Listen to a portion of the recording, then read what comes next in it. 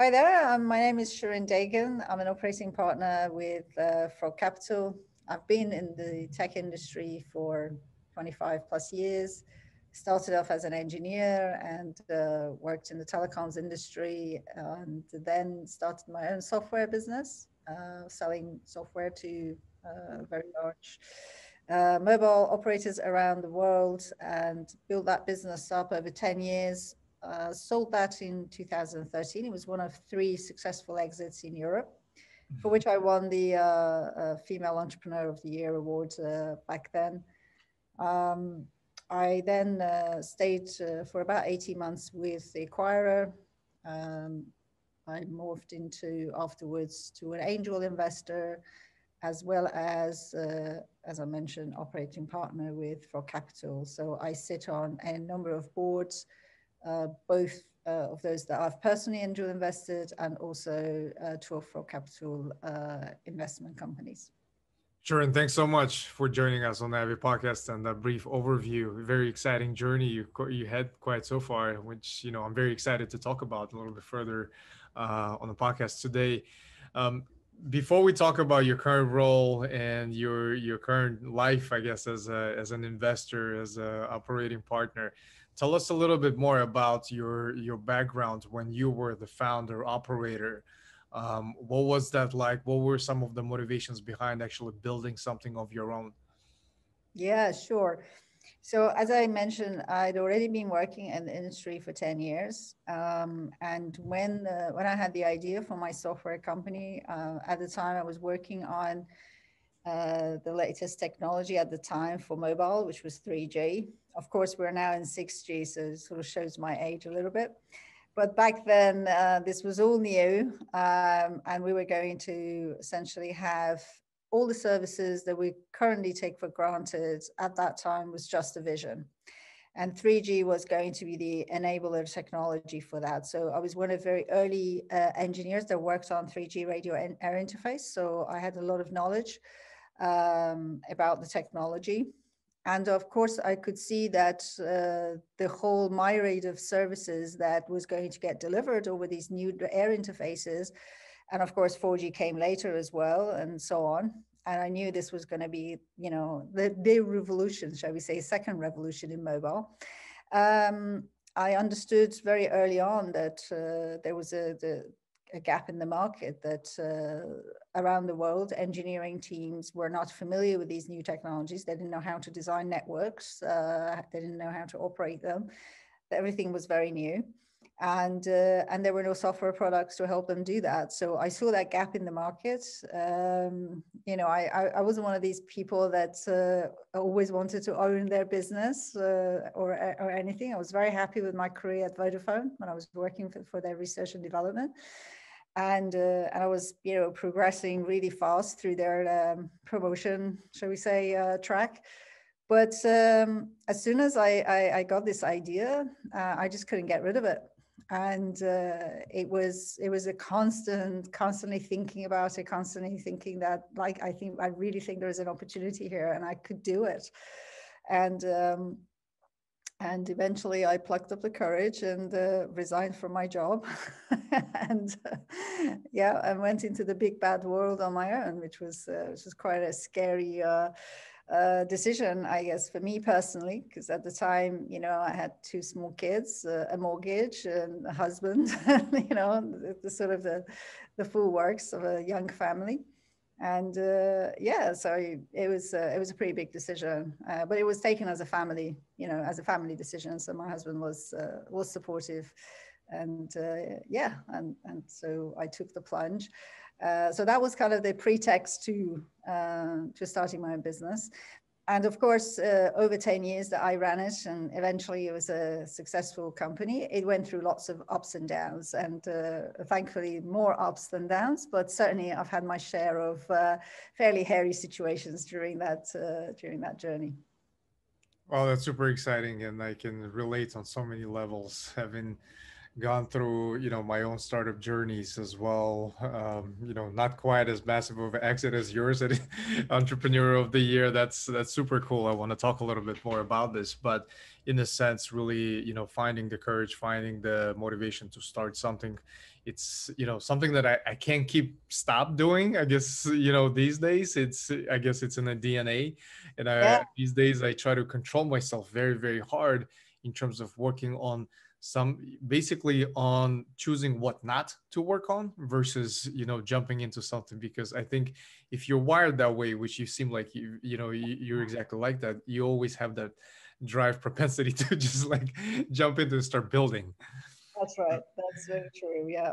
Yeah, so that's super cool. And just the early days of your startup when you were building the company, was that, just tell us a little bit about that, because usually I find that the most fascinating time for a lot of the founders that I work with these days, and even myself, where you're bootstrapping, you're trying to get, as creative as possible, and you're just using whatever resources that you can get your hands on. Tell us a little bit more about that period. Yeah, sure. So when I resigned, and so I was lucky because Vodafone needed me for a period of time. So I walked away with a consultancy project. So my first paying customer was Vodafone, but it wasn't related to the product that I wanted to build. So I knew it was just a short term, sort of cash generator. But it helped a little bit to pay. I mean, it wasn't very much. It was just like £20,000, but it was helpful just to kind of pay for various things that I needed. So I did that on the side, but also I progressed and developed the product, and I also managed to, as you say, you beg and borrow, and you get people to do stuff for free for you. So my husband is also an engineer, and so he did stuff over the weekend, sort of developed some parts of the software for me, and I developed the software as well. And so effectively just getting the product, to a stage where we could demonstrate our ideas. I was very well aware that at the time, I didn't have a track record. I hadn't built a company before. So to attract investment, I knew that I needed to show something to get the investors excited. So for me, getting to a kind of an alpha version just to be able to demonstrate something was very important. So we managed to do that on literally a shoestring with not much money. And also the other thing that I worked on was building what I thought needed to be a reputable board. Again, I was doing all this stuff intuitively, because back when I started was 2002, and in those days, like, you didn't have all the amazing support that entrepreneurs have today, right? I'm based in the UK, so the best we got was just some business advisor, which frankly was terrible. So there was no incubator, there was no accelerator program. I mean, none of this kind of really existed back then. So you were pretty much on your own. But I knew intuitively that I needed to bring people who had a great reputation in the sector. So I was fortunate enough during my period at Vodafone to work for Vodafone UK's CTO, and it was quite a lucky coincidence that he decided to retire 6 months before I started my business.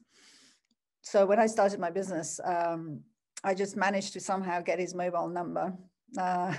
From you're resourceful, right? Or you have to be when you're a startup. And I just called him and said, hey, I've got this what is an alpha version, and I'd love to demonstrate it to you, and I would love for you to be somehow involved with the company. So anyway, I demoed the product, he loved it, and I asked him to become my chairman of the board. And so to be able to attract someone like him, who was one of the founding members of Vodafone, was just amazing, to get someone like that on my board. And also I managed to attract another person who had ran all of British Telecom's research and development onto my board, and another person who had ran all of the corporate commercials for Vodafone. That essentially, like, I tried to get as many people that I felt could add credibility to me as a startup and as a person. And so that was kind of the early days, just trying to put all of this together, develop the product, and of course, search for money and try to raise, what effectively was a seed round at that time. So yeah, those were the early days. Lots of hats, literally working like silly hours. I think I probably just slept maybe 4 or 5 hours a day or something like that, and worked 7 days a week. And whatever waking hour I had, I was either coding, I was either trying to fundraise, or I was looking after my kids and playing with them and trying to spend some time with them. So that was kind of it was a fairly hectic few initial years. Yeah. Wow, that's super cool. A very inspiring story, and it's just, you're right. During that time period, entrepreneurs didn't have, I guess, the resources and the luxury of the stuff that's available these days, where you see companies just blow up in a matter of a minute, just because of some of the resources that come at the disposal. And that just proves the point in terms of being able to be as creative as possible and just persevere through that period. I think that's very exciting. One thing that also really stood out, which as I advise on this, other startups as well these days, it's you mentioned that you also focused on building out the reputable board for your startup, because as you work to validate the product market fit, you try to get a few customers, and at the same time you have to kind of build that little bit of credibility around it, because as a startup you're no one. No one looks at you in your direction. Everyone just completely dismisses that. But it's such an important element of building the company from ground up at the very early stage. So I think that advice is still very powerful even these days for a Yeah, lot of I startups. totally agree. Yeah, Yeah, I mean, my board was amazing. In fact, they were the guys who gave me the initial seed money that enabled me to hire a couple of people. My husband could leave his job, and we could just completely focus on product development, and then I could put all my energy into selling the product. So yeah, no, it was definitely, I completely agree with you. That advice definitely stands even today. Yeah. Right. No, that's great. That's awesome.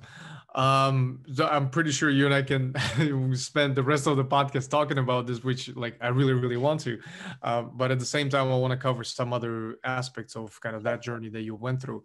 So as you exited, and sounds like you had a very successful exit, and you also, the award that you received, which is absolutely outstanding. Your decision to kind of pivot and go into angel investing and venture capital seems like a natural progression in terms of, you know, I, I'm in a similar path as well, not as grand as yours, but at the same time taking the lessons from that period as a founder operator, and then going into the role where you help others in terms of lessons learned that you went through, some of the things that you did, maybe things to avoid. Talk to us a little bit about that progression or that decision to go into more of a mentor, advisor, investor versus trying to build something else again. Yeah, sure. No, it's a really good question, because after I left the acquiring company, I actually took a year off. Right, I wanted to spend time with my kids and actually go to sports days, that they had in their schools, and actually be able to attend All the them. days you've missed, right? Exactly. And watch all the videos of them growing up, because I missed that as well. So I needed time to do that and spend time with my mom, and, so just do the family stuff. And the thing that happened with me personally was that, you know, my mom was diagnosed with dementia on that year that I took off. And so, you know, and I had no idea about this disease or anything. And of course, I found out more and I learned more about it. I knew that this was going to get worse, you know, progressively with her. And that so really from early on and knowing, you know, the marathon of starting a company and building it, and I knew what it took and what level of personal sacrifice and commitment that takes, and I knew I couldn't do that with my mom in that state. I would have absolutely loved to do another one. like, like in my heart and bone, I wanted to have another, you know, build another company. But I knew that you know, I didn't know how long I was going to have with her, so I didn't want to lose those years as well. So really, then I thought, okay, so how do I reinvent myself, right? I think that's also the other part of it. That when you sell your company, you don't just sell your company, you sell your identity. It's and I know that the entrepreneurs who've sold their businesses, they would relate to what I'm saying, because it's part of you, you know, and that when that's taken away, you almost feel lost. And I felt lost for a few years, if I'm being really honest. I wasn't sure what was going to really satisfy me to the same level that, you know, building a company. Because I mean, there's nothing more amazing than building a company, and, you know, how could I ever be able to get the same satisfaction? So I started looking at angel investments, and also I started looking at becoming chair of a board of a younger company. So there were sort of A series, and helping other entrepreneurs. And of course, when you're going from a full-on executive, and you're the decision maker and you're the one who's driving everything, and transitioning to somebody who would then support another entrepreneur, it's a completely different thing. And I knew it was different, and I didn't know whether I would be able to do it, because the danger was that I would still feel like I'm the CEO and take over, right? That's there's always a danger to when you're moving to kind of a non-exec chair or more of a mentor role. And so that was a bit of an unknown for me, but I wanted to try it because I really personally enjoyed working with my both chairman, and later on I had a chairwoman. And I thought they were absolutely instrumental in my own personal development, but also really you know, I use them as role models to how to make sure that the board is aligned. Because one of I think the most important success factors for any company is an aligned board, right? Especially if you've got investors and you have different investors coming in at different stages. You know, you may have some conflicting, perhaps, you know, goals, etc. And it's really critical, I think, as a chair, to be able to bring the executives and those investors together, so everyone kind of drives in the same direction for the same goal. And I wanted to do that. So yeah, so I became first an executive chair, because there needed to be quite a lot of help with the company. And so that gave me the kind of a halfway buzz that I wanted. But then I felt that really, if I'm going to be successful as chair, that I need to be able to get the founder CEO to a point where I can actually step back to a non-exec chair. And that, and for me, if I could do that, then I considered that as my success. And I'm really happy to report that I did that. And so, you know, essentially I was executive chair for about 18 months, and then helped the founder CEO hire a really amazing executive team, and, you know, gradually put looked at strategy change, basically did a lot of the things that's, I did for my own business. And then once I knew everything was going, and he was really fantastically stepping up to the job, and comes almost like mentoring him. Then I felt it was a good time to step back to a non-exec chair role, and then I understood that I could actually do that role, which was a great feeling, actually, and I really enjoyed it. And now today I'm chair of 4 companies, so I'm actually doing it with other folks as well, and so far so good. Yeah, that's wow. That's quite interesting. And as you join a lot of the boards, that brings me to another point that's very, very, it's a touchy subject, because the whole concept of a value add investor, that we hear that on daily basis. Everyone, labels themselves as a value add investor, but there's a different sentiment from the founder startup CEO community, where they almost view the venture capital angel investing space, where it's almost a full-time job, number one, when you do the fundraising, but then also being able to really find that type of partner who is really capable of helping you just beyond that financial support. And I Yeah. think that's, there's very few that really grasp that concept, when it comes to from the investor standpoint. Tell us a little bit more about that. What are your thoughts on the whole, concept of a value add investor, and how do you see a genuine value coming from whether angel investors or the VCs that can really help these startups grow and scale? Yeah, I mean, obviously, because I've been on the other side as well. So as a founder CEO, and I raised money, I personally really appreciated investor who had been an operational person before, and I felt that that person added a huge amount of value. So I think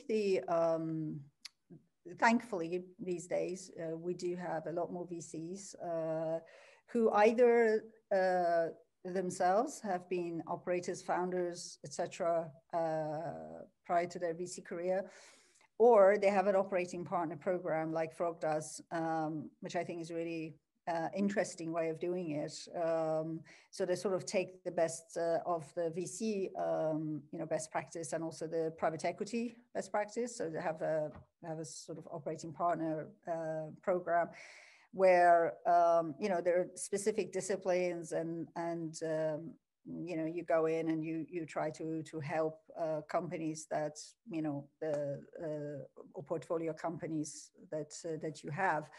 I mean, my sort of thing about this is actually really quite simple. I think advice to CEOs or founders who are raising money is that, I mean, the most important thing, I think, is chemistry with the investor, right? Do really get on with them. Do they really believe in your vision? I think that's critical. Some say they do, but do they really? Because in that journey, there's going to be some really tough spots. And if they don't believe in that vision, if they don't believe in what you're doing and believe in you, then I think that would be a recipe for disaster. So I think those things, chemistry and whether they really believe in the vision, I think are 2 top ones. And of course, if they have built a business themselves in the past, I think that is hugely valuable to have on the board. Not because, ultimately, as non-execs, as board members, we're not going to be able to do the doing for the entrepreneurs, but because we've had different experiences, we can bring different ways of looking at a problem. And I think the other part of it is that because we've been on the other side and we understand how hard it is to operate a business and how hard it is to keep growing at 100% year on year, and every quarter you have to hit those numbers that keep going up. And because we've been in that shoe, we know how stressful that is, not just for the founders but for everybody in the company. When there is a problem, then I think value add investors who've been in the shoes of the founders and the executives, they actually try to help solve the problems rather than just beat them up, which is, sometimes happens, unfortunately. So I think, so I personally think there is now a lot more value add investors out there, who are former entrepreneurs, former operators, or they realize that they're not, and they actually, have a set of people that they work with to be able to put at the disposal of their portfolio companies, which I think is hugely valuable. Yeah, that's a great point, especially something that stood out in terms of being able to find that right partner with whom you can, essentially they believe in your vision, but someone you can actually get along with very well, because in that journey, you're probably going to be with them for the next 10 years at least. And if you can't have that very open dialogue, especially when times get tough, that's when the true colors come out. I think that's super important that, I try to pay very close attention to that, especially at the very beginning when you're starting to get to know the founding team, the founders, before you even start talking about the market, the product, and all of that great stuff. Because at the end of the day, it's kind of part of the overall evaluation strategy when you decide to whether invest or get involved with a particular startup. So when we talk about that founder market fit, when you meet the CEOs, the founders of startups, what are the additional things that you look for when it comes to identifying a prospect that you think has greater chances of succeeding as a founder? What are some of your evaluation metrics when it comes to founders? Yeah, I mean, I think obviously the standard ones everyone knows. You try to assess whether the person is open to different ideas and suggestions and advice. Are they going to, listen or just completely ignore anything that anyone tells them? So, the ability to listen, I think, is really important. Working with founders who are self-reflective is, I think, very important. Somebody who realizes that they don't know what they don't know, and they also realize that this is a journey and they need to grow with a startup, with their business, and different stages will require them to almost reinvent themselves. I think part of the being an entrepreneur is not just being an entrepreneur and actually creating a product and creating a new market, but actually you have to create yourself too, as the different stages come along. And so that's important, the ability to grow. And also, I think for me personally, and when I do my own personal angel investment, I try to find out about the entrepreneur's background.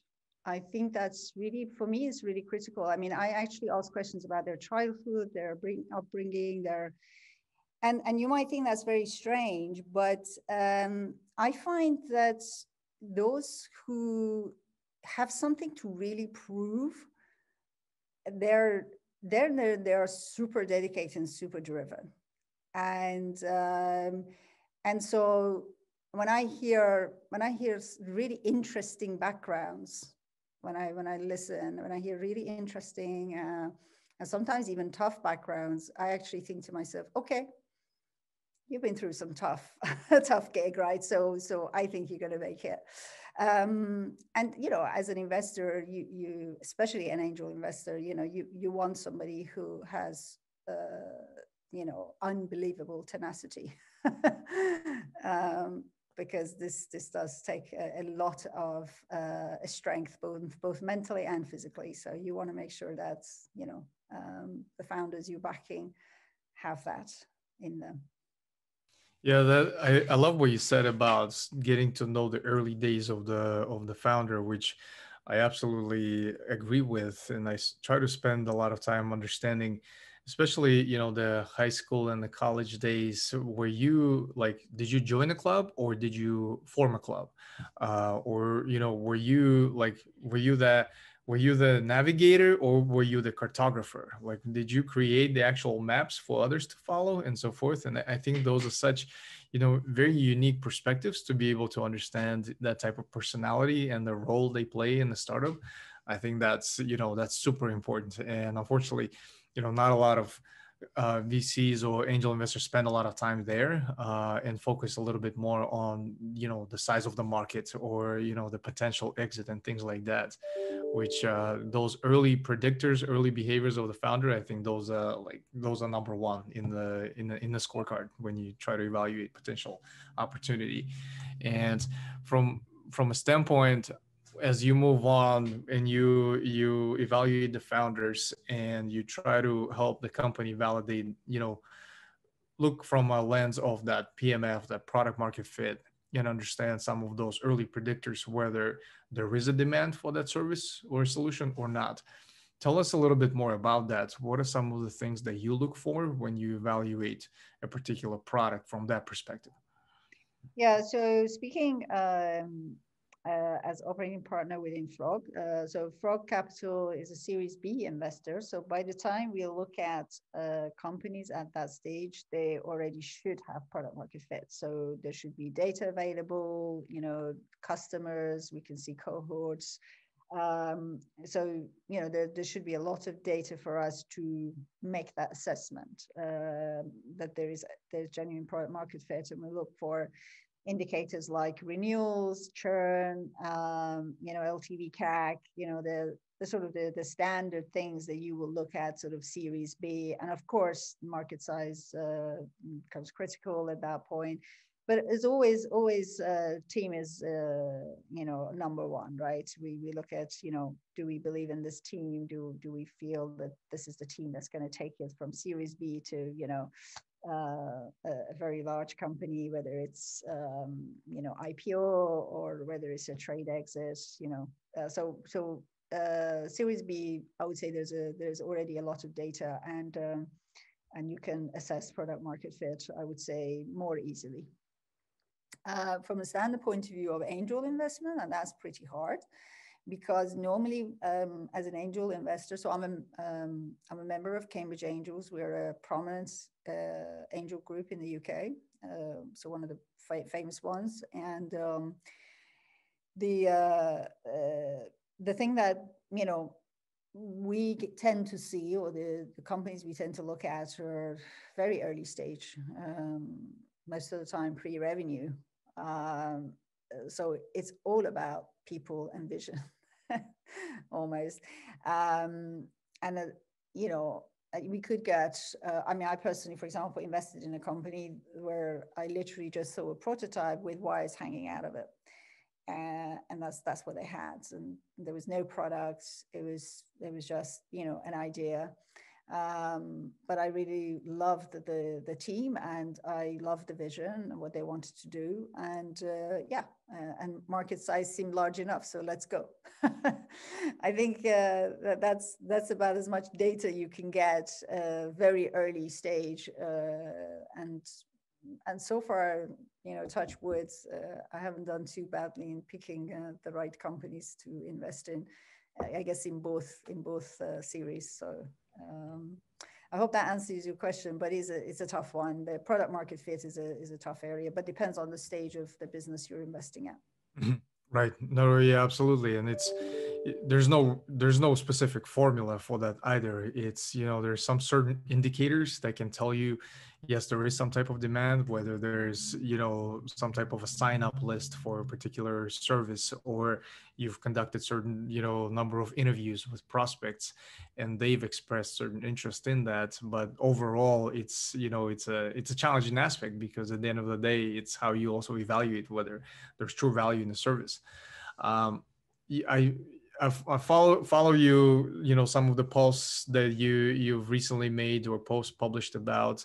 You've written a little bit about the pricing strategies for startups and the products and technology in general.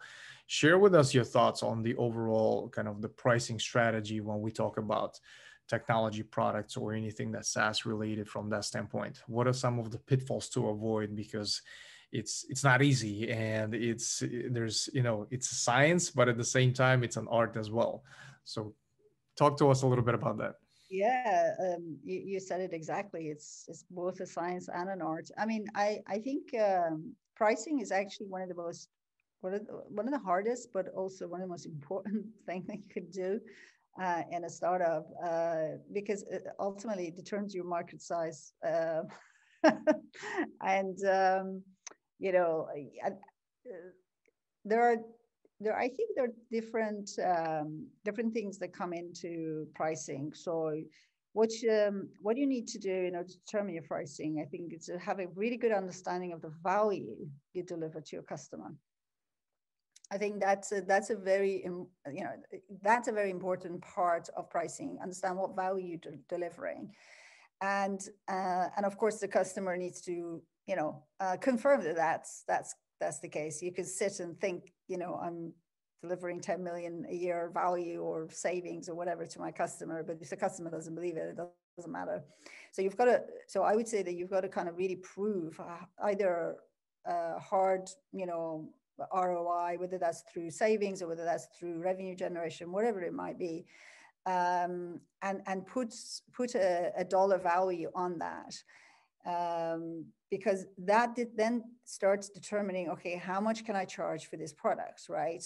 So if I'm providing a certain value X per year to my customer, is it legitimate that I charge 20% of that, for my software, for example, per year? Perfectly so, if the customer believes that that's the case, and they would be very happy to pay for that. However, you start hitting issues with pricing when you have essentially competition coming in. And of course, if your competition decides that they can do it much more efficiently and drop their price below what you were thinking, then, and you don't have what I call a critical USP, unique selling point that you can say to your customer base that for these reasons, I'm far better than my competition, and therefore I can justify the higher price. Then I'm afraid the price essentially goes down to the lowest denominator in the market, and that's the tough, and that's when you get into a sort of commoditized market, because everyone's doing it. So really, pricing, I would say, is a function of the value you're delivering. Obviously, a function of cost, right? Because you have to make sure that your customer acquisition cost is. I have a rule of thumb. So if your LTV divided by CAC is 3 or better, then you're on the right track. I think if it starts going below 3, then you really need to look very, very hard to what you're doing, because I think that's when you get into really tough spots on profitability and so on. I'll give you a really simple example, because I went through pricing twice during my startup, for my first product and my second product. My first product, we priced, high at the beginning, and but we had a competition that was willing to basically sell it at a quarter of the price, and even lower. And it meant that the market size as a result sort of shrunk from what we were thinking was like a 250 million market size. It shrunk to about 50 million. And because we were selling to the telecoms industry, the cost of acquisition is actually significantly high, simply because you have to hire your own sales team, and you have to, because it's all about enterprise sale, etc. And when your average selling price is low, the CAC LTV just didn't make sense. It was like 1.5, and it was pretty obvious that only one company was going to be able to be successful in that kind of a market. Whereas in my second product, when I brought that one into market, because we were the first ones to market, first of all, we could set the pricing. So we weren't being dictated by our competitor, which was fantastic. But also the thing that a lesson was, and we did this, is we set the price high, because that's where you need to start, because the only way to go is down. Or at least that's usually what happens. So we set the price very high, and we kept it there because we could demonstrate the value we were adding to our customers. And it's very tough because, you know, when the customer looks at you in the eye and says, no, I don't want to buy it at that price, I want half of it, I want to, you know, I want a 50% discount, and you're still a small startup, and you're like, oh my God, you know, I still got to make the payroll and so on. It's very tempting to just say, oh, okay, you know, there's 50% discount, but we didn't do that. We were very, very strict on our price, and we believed in the value we delivered. So we stuck to our pricing, and that resulted in the fastest growth that was happening in my company. So, you know, we were literally growing like 80 to 100% a year. But that was because of really the pricing that we adopted and how strict we actually stuck to it. But we were lucky. We didn't have competition until 2 years later. And even then, we were so far ahead that even the competition was really, really cheap. We could say, well, fine, you can go and buy from cheap, but then they haven't got all these deployments, and, you know, you're going to spend the next 2 years helping them develop their products. So if you want to do that, that's fine. Or if you want something that works now, this is the price. So it's as you said, it's a science and an art, but my summary would be focus on the value you're delivering to the customer, work out the lifetime value that you can extract from a customer, look at your cost of acquisition, and make sure that that's, you know, that ratio works. Otherwise, you don't have a business.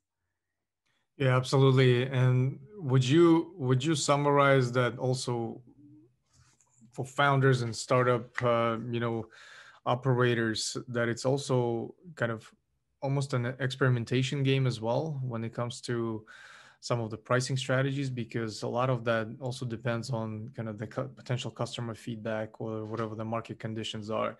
And it's challenging because I see that a lot these days, especially when you think you have the right strategy for when it comes to pricing, and you have to pivot. I guess that's, goes back to the point of founders that are able to be very agile from that perspective. What are some of the trends that you're very excited about these days? What are some of the things that you research yourself, some of the things that you're looking forward to, something that you're looking to invest in? What keeps you up at night these days? Yeah, I mean, I look a lot at sort of genuine AI companies. I know everybody wants to have those acronyms, in their investment deck, but genuine application of artificial intelligence, I definitely like those. And I am actually involved in one that's a stealth AI startup. So very soon we will unleash. Also, I love the whole area of digital health. So I've invested personally in a tele-rehab company, Neurofenix, fantastic company. We're just launched in the US, and they're doing really fantastically well. And COVID obviously has propelled all of this telemedicine to the forefront, clearly. I think a lot with employee engagement, mental health, those kinds of things. I think those are the areas that I get very excited about, and I think there's a huge amount that we could do on that. So I would say my interests are quite wide. I tend not to look at hardware, but that's just my preference is sort of on the software side. But yeah, I could basically summarize it into AI, genuine AI technologies, and telemedicine, digital health. Those things are of particular interest to me.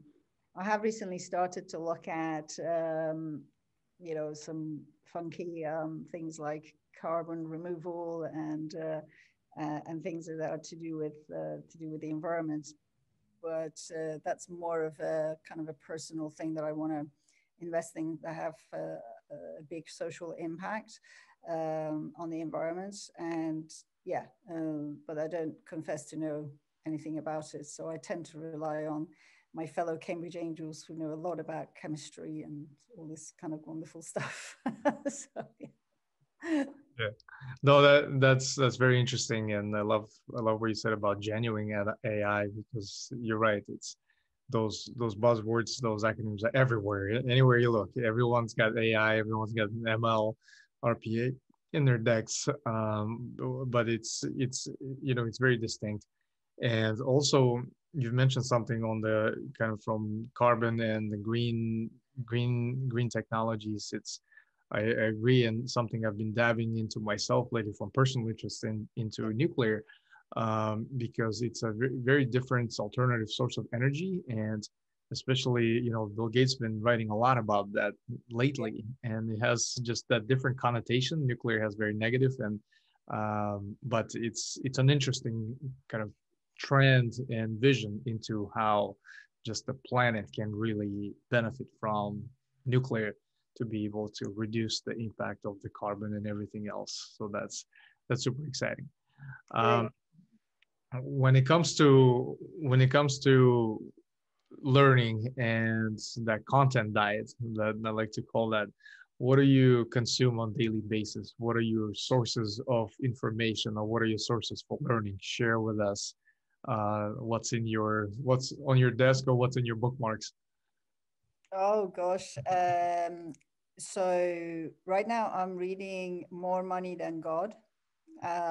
So this is all about the hedge fund history, and I'm sort of at the, I think, page 5, so I'm still sort of early early into that book. And I love, so just reading about history books. So the one other that I started reading is the History Politics of the World, which is trying to look at the last sort of 3,000 years, and how as human races we got to here. So these are some of my interest areas. I'm not a person that reads novels. I tend to focus on more historical facts and things. But yeah, but right now I'm reading More Money Than God, which seems a very interesting book. Interesting. Yeah, we'll make those recommendations available in episode notes. And in conclusion, what is one book that you always recommend to others? Is there something that's distinct that really pops to your head that you're like, you got to read this book? Yeah, so to entrepreneurs, I recommend Founder's Dilemma. I think that one is I I loved reading it myself, and I think it's important that any founder thinking about starting a company should read that. Um, and also the other one that I recommend is the Hard Things About Hard Things. I think Yeah. is Oh, yeah, it's Ben Horowitz, right? yes, that's I right. Yeah, love that. I love that book. that book is fabulous. And once I've actually written it, I'll recommend my own book. I'm in the process of writing it, so Oh, really nice. once When it's written, I've been doing it for the last year. I'm embarrassed to say. So I try to find time to complete it. But yeah, one day it will be completed, it will be published. Oh, that's super cool. And I know exactly what it takes to write a book. Recently, me and my colleague, we released a book on product and project management, mainly because that's our backgrounds. And we've been working on that for close to 3 years. And it's Oh, okay. I don't feel so bad no. And it's like you get into that writer's block, and then you get motivated again, and then different trends come up and you got to rewrite it. It's a vicious cycle. So I can relate on many levels what you're going through. Sharon, last but not least, how do you think this conversation went? Yeah, I really enjoyed it. It took me back to some of the sort of, startup days and reliving those. So that was fun. No, I really enjoyed it. Thank you so much for, yeah, giving me the opportunity to share my story, and hopefully it will be useful for those who listen to it. And I've had an amazing, career. I'm extremely lucky to have gone through what I have, and I'm really looking forward to, I guess, the next chapter. Uh, and yeah, maybe in 10 years' time, we'll sit down again and I'll tell you about all the exciting things I did over the next 10 years. And, well, that you beat me to the punch, because all of my guests, I usually tell them the same thing, in that we got to do another episode in a period of time and see how much have changed, and we can listen to some of the things we discussed in Yeah. 2021, and just see how much have changed. So we really appreciate your insights today and your time. Yeah, I personally learned quite a bit. So we'll stay in touch and we'll plan something in 10 years. All right. Wonderful. Thanks a lot, then. Cheers.